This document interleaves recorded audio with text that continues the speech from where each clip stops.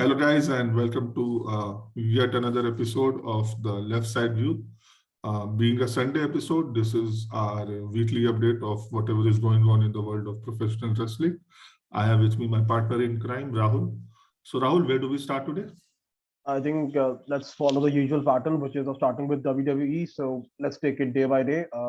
The first of the week, which is Monday Night Raw, and let's begin with the first promo, which was an amazing segment between uh, RK Bro and Alpha Academy. Alpha Academy, the new tag team champions. Obviously, they beat RK Bro. So ever since RK Bro lost the title, they're trying to, uh, get a rematch, and it's actually in a way a little underrated, in my opinion. This feud, this whole promo.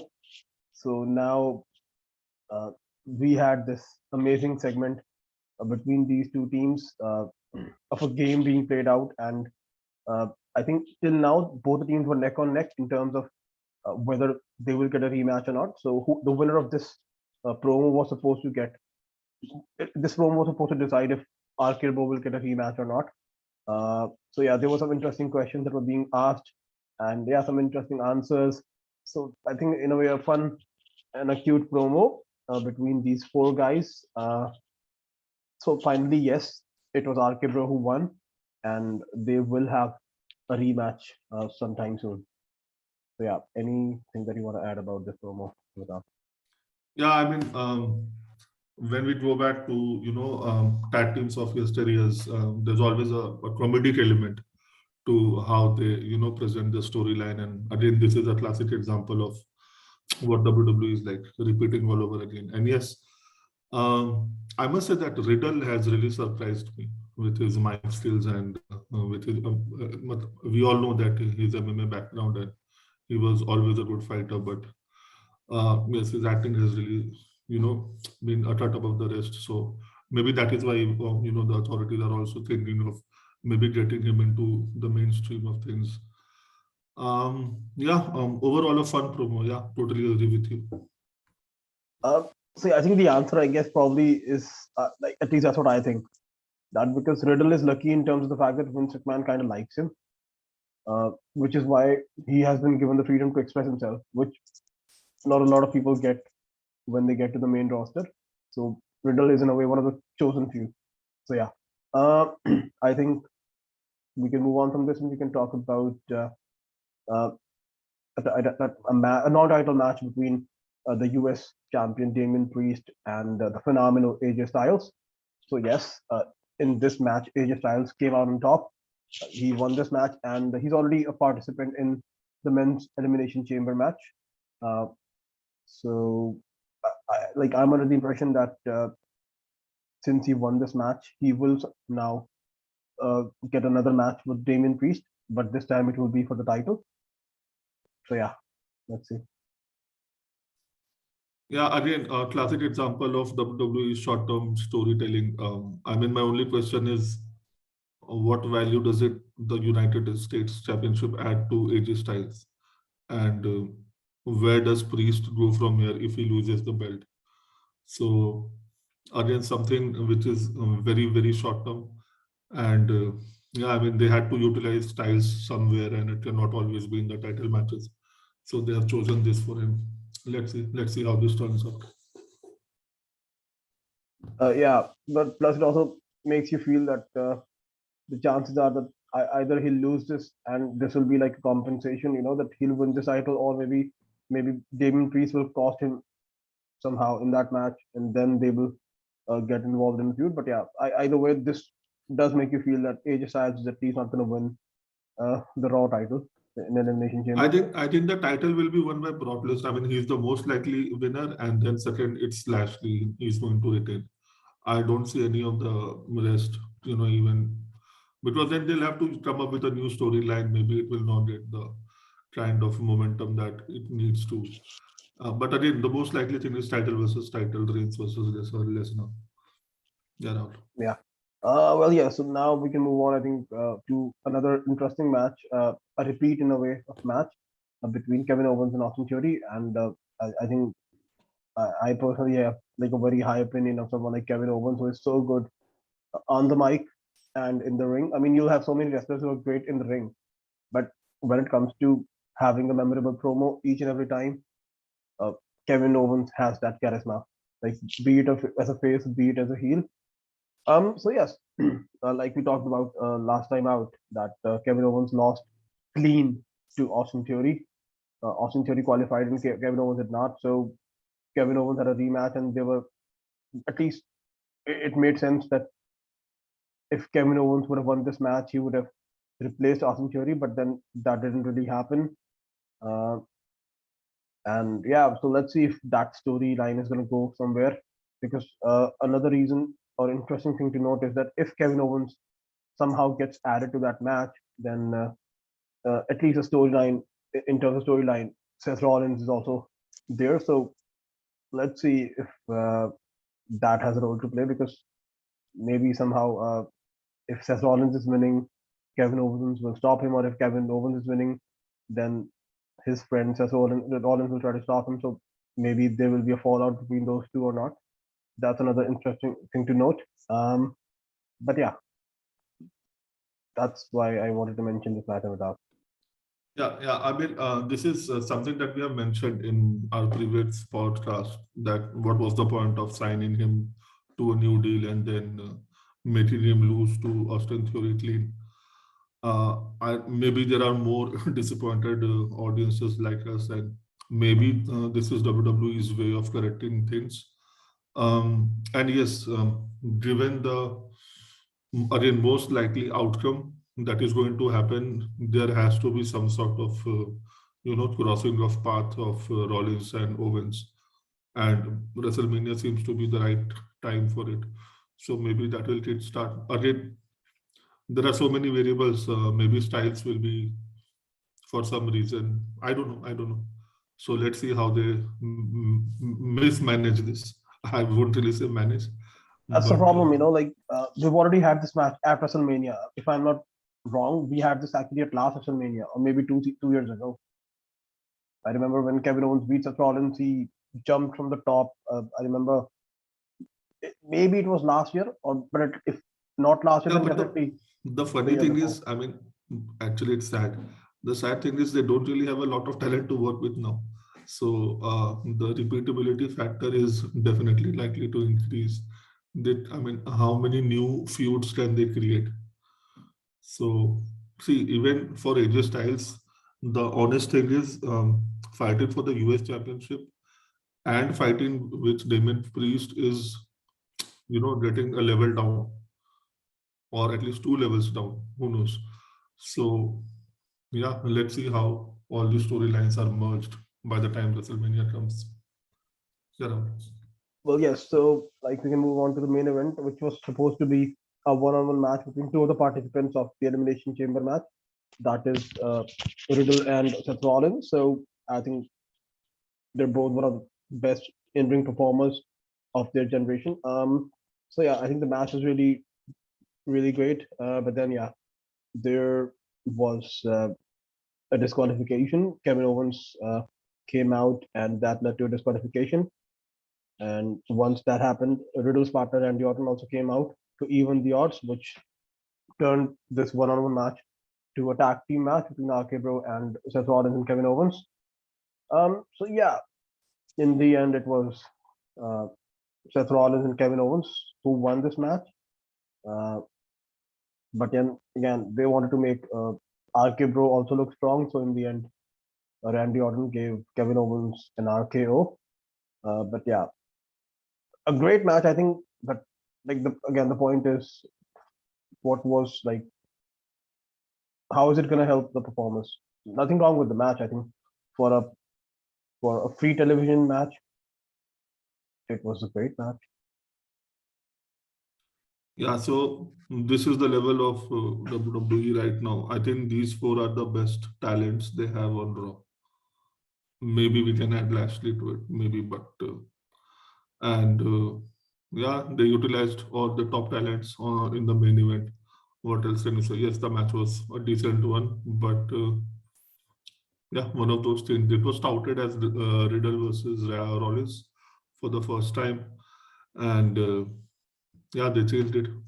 They changed it.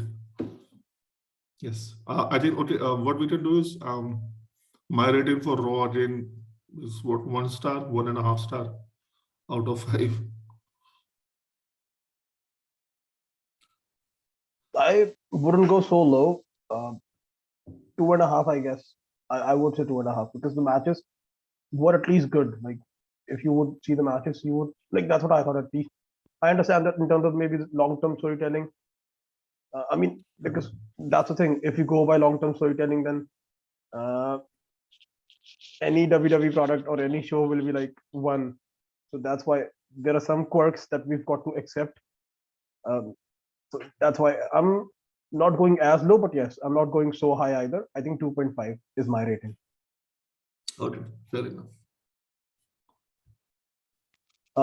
So I think we're done with Raw. We can probably move on to uh, NXT 2.0 before we can move on to SmackDown. So uh, there was actually something of note that happened at NXT. Uh, so it's gonna be Braun Breaker, the current NXT World Champion, who will take on Santos Escobar of Legado del Fantasma.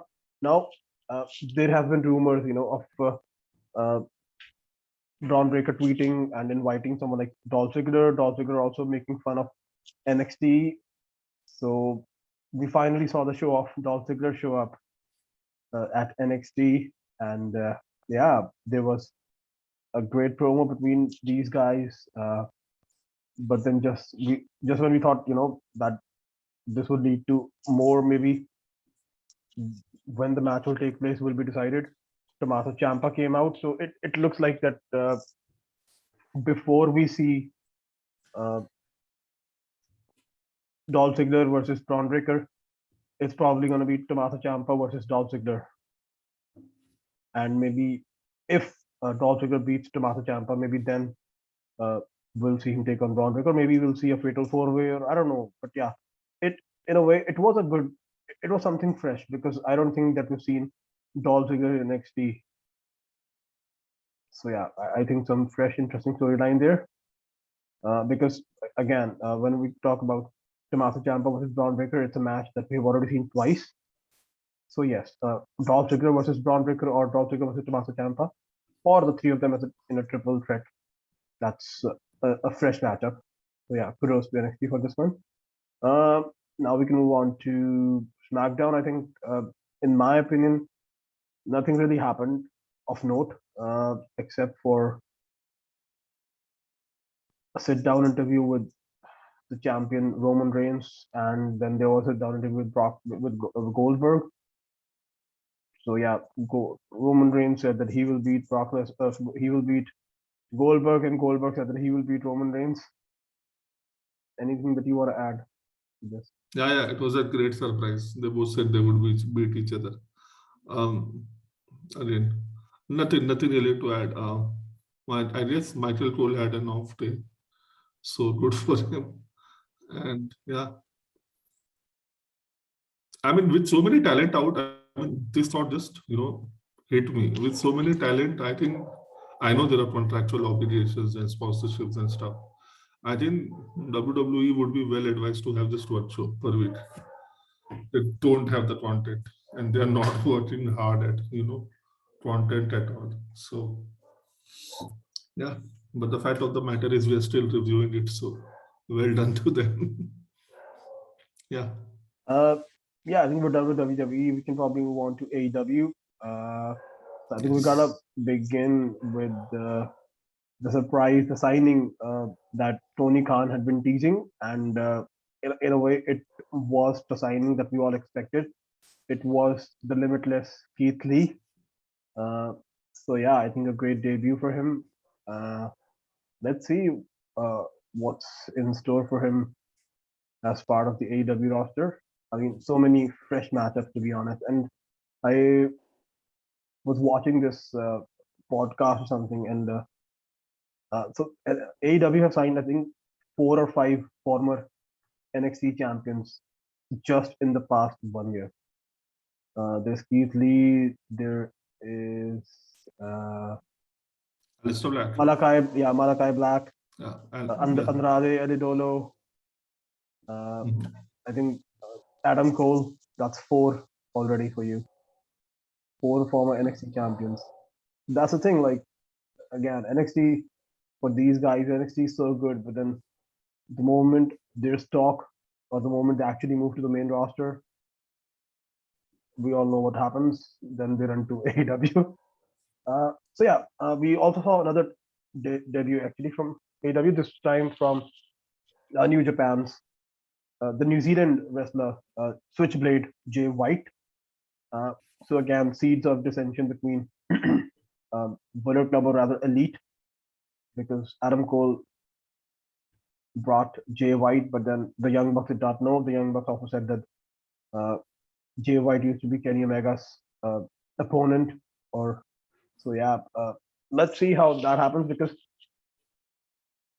I think the rivalry between Red Dragon and Young Bucks has been put on hold, mainly due to Kyle O'Reilly's paternity leave. But I think he's going to be back this week, so we will see that rivalry resume.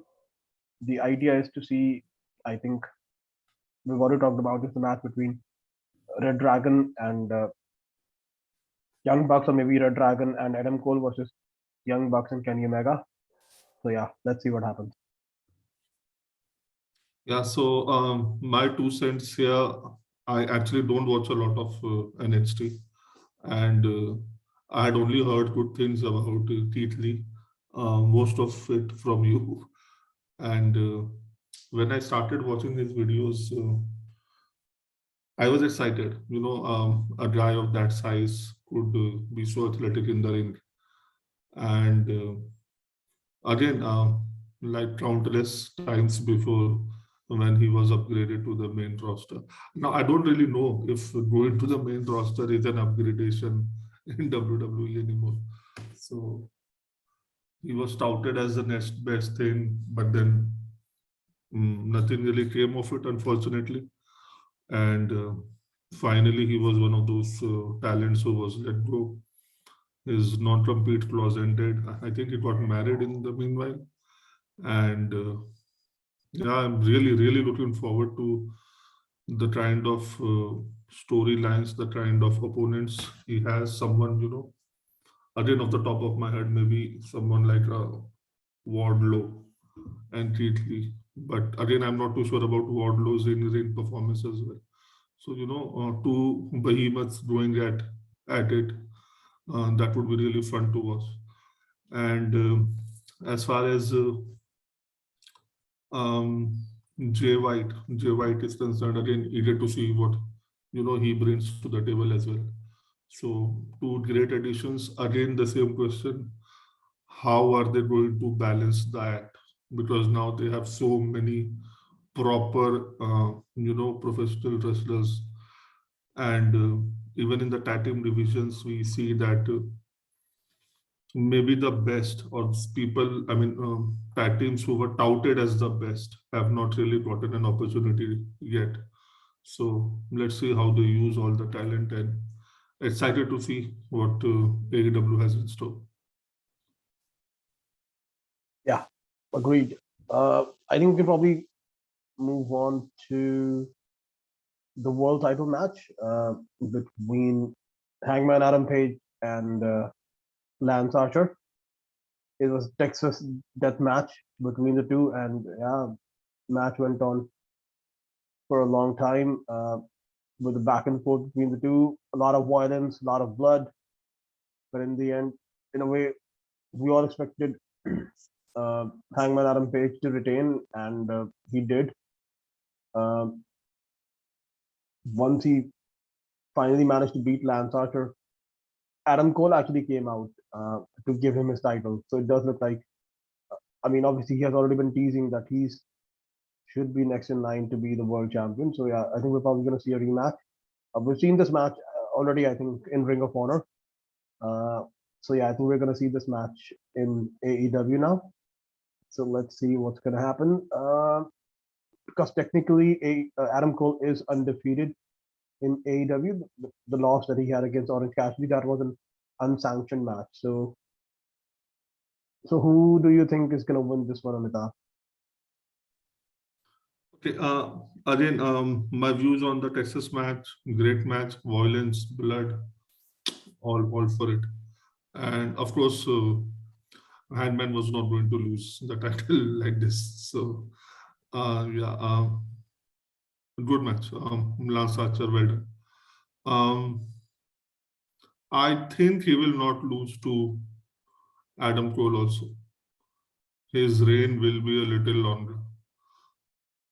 If he has to lose, he'll lose to someone really at the top of the tree.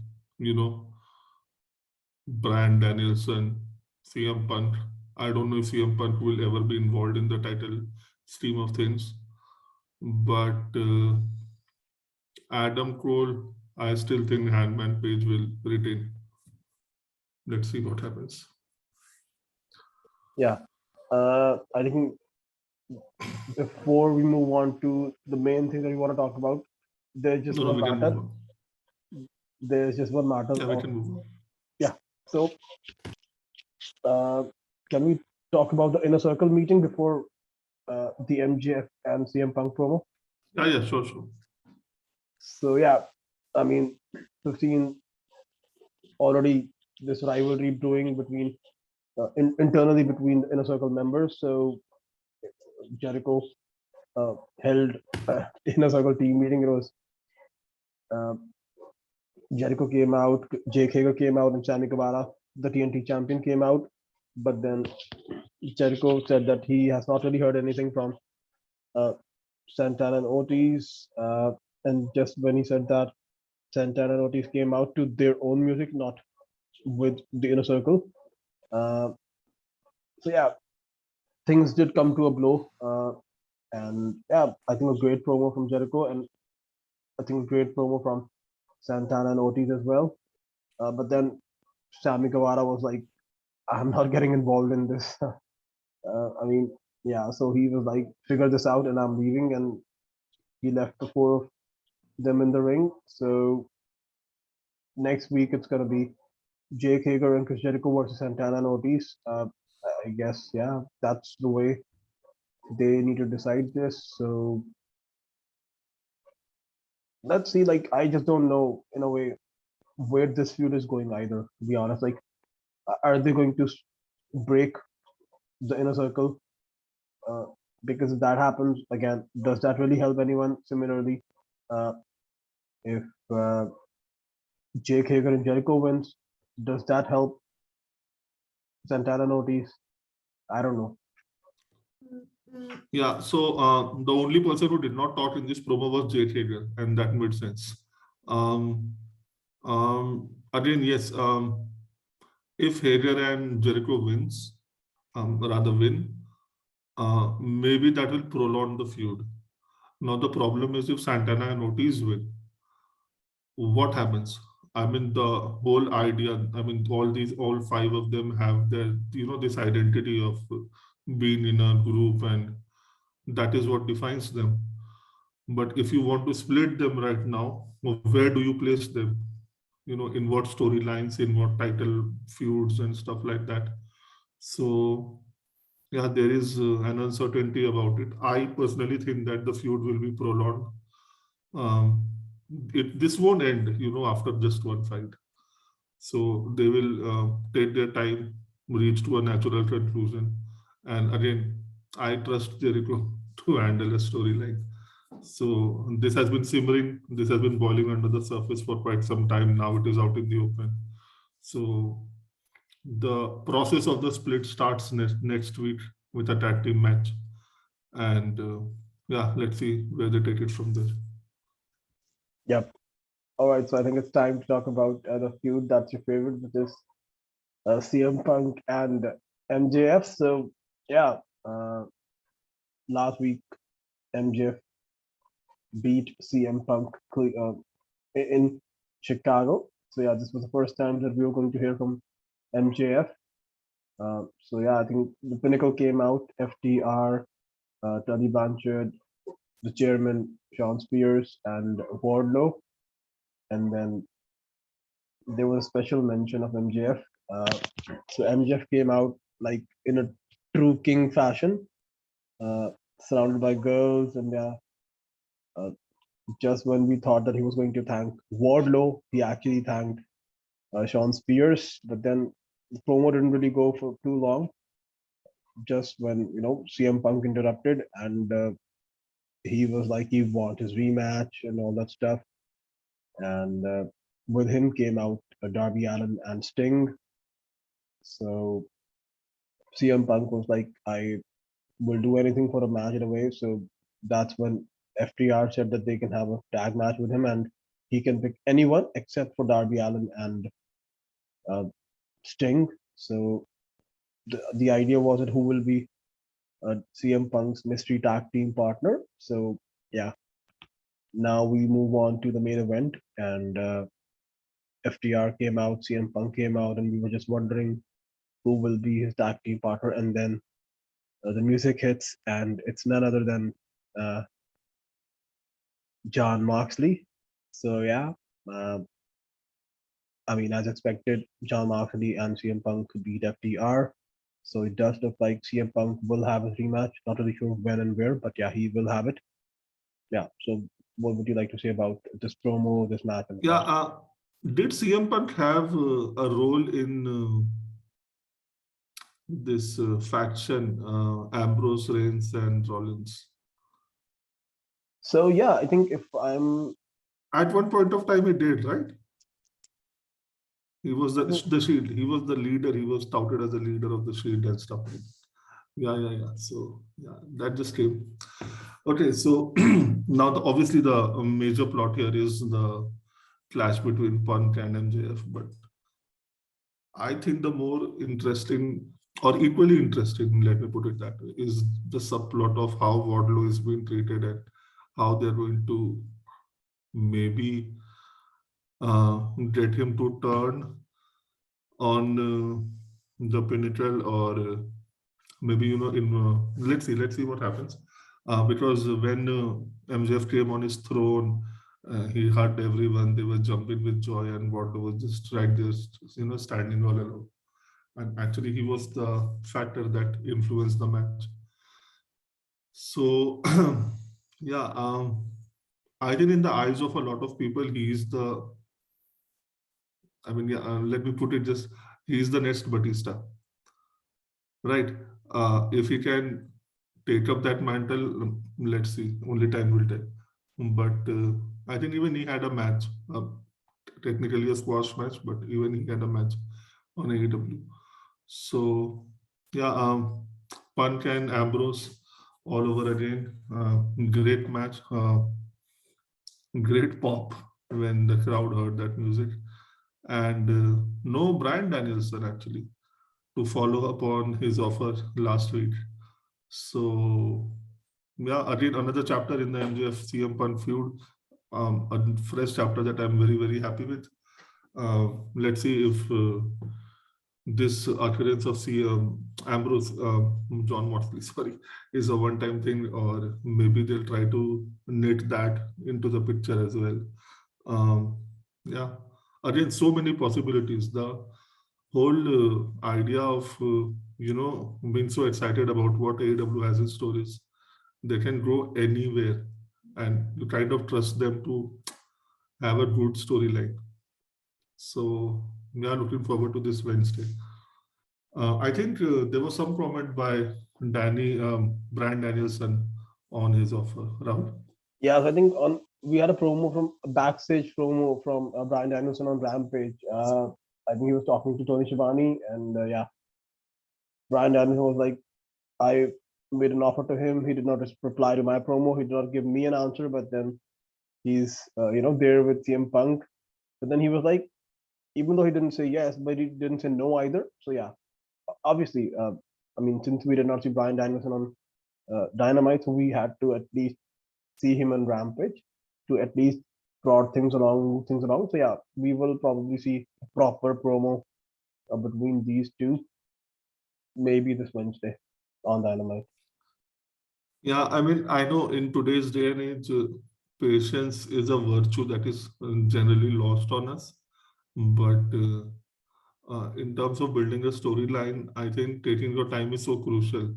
In TNA, I guess one of the best storylines was, I remember when Sting did not speak for 8 months, and he was just on Titantrons and on rooftops or in balconies. He just used to stare.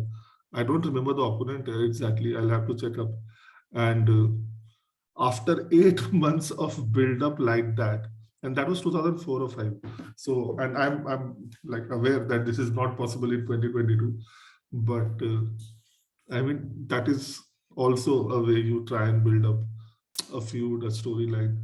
So I absolutely loved it, because that was like the talking point of last episode of AEW, Brad Danielson and John Moxley. And this episode they did not touch it at all. So wait, we'll let you know what happens. And I think that is perfect. Uh, yeah, so I think before Brian Daniels could say anything, or maybe could say more, he was interrupted by Matt Seidel and Lee Moriarty. So Lee Moriarty, one of the rookies in a way, that Brian Daniels had mentioned in his promo that he could take someone like him under his wing. So yeah, so it's. I think if I'm not wrong, these two are gonna have a match at this week's Dynamite. So it's gonna be another great match, I think. Yeah. Anything else that you want to talk about? Amitabh here? No, I think we're done. We have covered almost all the bases. Yeah. So I think this does kind of bring us to the end of the podcast, guys. So yeah, we'll see you in the next episode. And yeah, thank you guys. Yeah. Bye guys. Thank you.